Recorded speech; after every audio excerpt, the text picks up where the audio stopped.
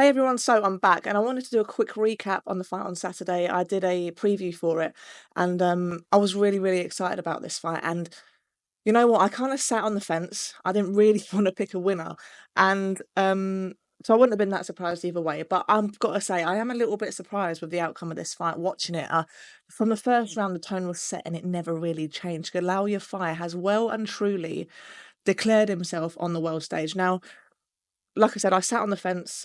I kind of thought, you know what, Sonny's got this amazing pro experience, former world champion. He's kind of got all the tricks in the bag. Um, so you just couldn't rule him out. That's what I thought.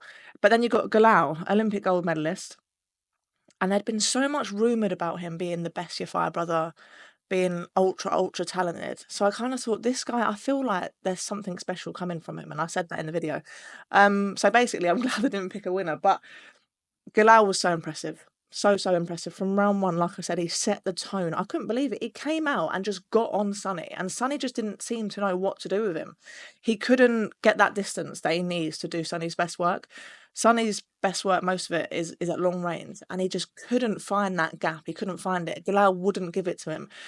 When Galal wasn't throwing punches, he was kind of using his arms to kind of just keep Sonny where he wants him, keep him there, then whack. In the first round, he kind of went out all guns blazing. I'd like to know how many punches Galal threw each round, because I bet it was a lot.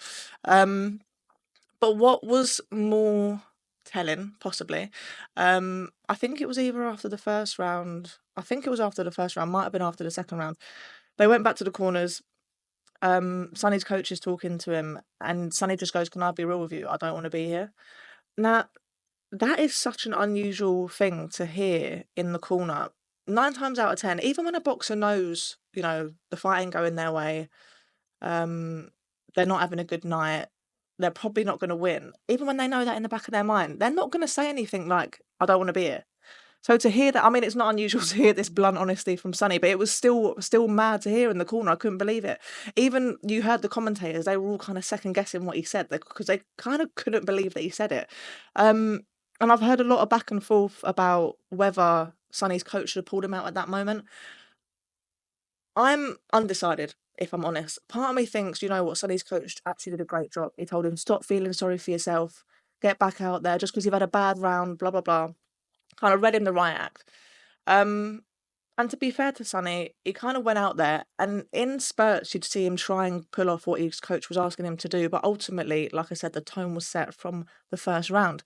So part of me thinks, you know what, the coach did the right thing. He knows Sonny better than anyone. Um, he knows how to deal with him.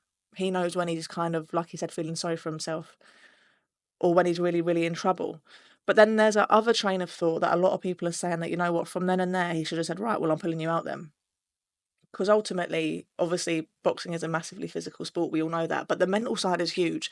And being in the boxing ring when you don't want to be there is possibly the worst place you can be when you don't want to be there. There's literally nowhere to hide. There's no team to kind of bail you out. And that's what we saw. We saw him kind of try and fight his way out of corners every now and then, but ultimately it was more about survival for Sonny on Sunday, I think. It was mad to watch. It got stopped in the 5th or 6th round, I can't remember, but I think the stoppage was absolutely bang on. I think the ref did a great job. But Galal, wow. And also, let's just remind ourselves, 2 fights ago, Sonny fought one of the best fighters in the world, one of the pound-for-pound top guys in the world. And his last fight, he looked great. He absolutely outclassed another world-class fighter. So Galal's just gone in there and dominated a fighter of that caliber. It says so much about Galal, and only in his 9th fight. Not only were his feet fast, because his feet, he just wouldn't let Sonny get away. He was cutting off the ring beautiful, but his hands were so fast. I wouldn't say he was throwing loads of combinations, but it was boom, boom, boom, boom. It was like it wasn't letting Sonny get into his rhythm that he normally gets into. First round, he threw a lot of wide hooks, a lot of bent arm shots. He went back to the corner. Rob McCracken told him, "Go down the middle." When you're throwing those wide shots, it's giving Sonny an opportunity to counter down the middle. So start throwing straight arm shots, and that's what he did, and it worked beautiful. I really like the way he worked the body. He threw a lovely backhand to the body, which I thought worked really well. I can't say enough about him, to be honest. And it also just looks like every shot he throws is a little bit nasty, a little bit spiteful.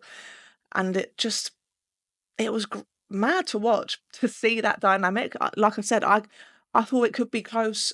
I wasn't 100% sure what way to go with it, but I didn't think it was going to be dominated that way by either fighter. Now for Galal going forward, you got to say to yourself, surely he's got to be hunting down a world title shot next. And ultimately, why not? Like I said, that performance was unreal, but also those world titles at flyweight, they're all scattered all over the place. No one's unified them. And all of the guys that are holding them at the moment have only won them in this year. So none of them are kind of like really established world champions. Let me just have a look at who we've got. We've got Akui, Kenshiro, Ajala. I'm going to murder this name. Olaskua. I've definitely said that wrong. I would stay away from Kenshiro for now, not forever. Looking at that performance on Saturday, I would say Galal can get in there with anyone in the world at his weight. But Kenshiro's the only one in that list who is on the pound for pound list. I think he's around number 8.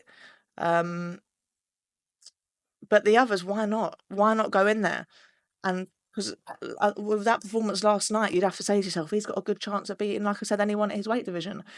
I'm just excited after watching that fight, to be honest, because as sad as it is for Sonny to retire, and I really hope he sticks around in the sport, whether that's managing, whether it's coaching, whether it's promoting, I really hope he sticks around, because what Sonny's great at is making noise in a good way, and that's what boxing needs.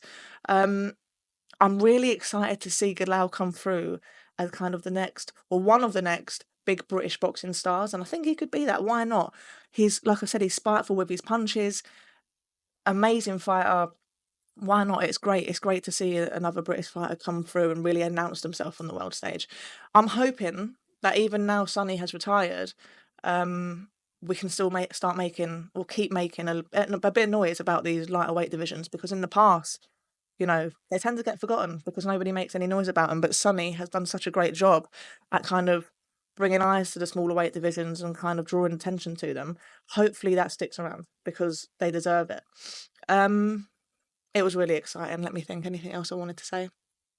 I don't think so. Yeah, I just think Galal, why not throw him in there with a world champion? He could definitely pick up a world title. They're scattered. Why not go and try and unify? And Sonny Edwards, it's a shame he's retiring, but ultimately, if he's saying his heart's not in the sport anymore, he's had a phenomenal career. Phenomenal career. And like I said, I just hope that he sticks around. I know he's definitely managing a few fighters, so hopefully, keeps doing that, maybe build his stable a bit more.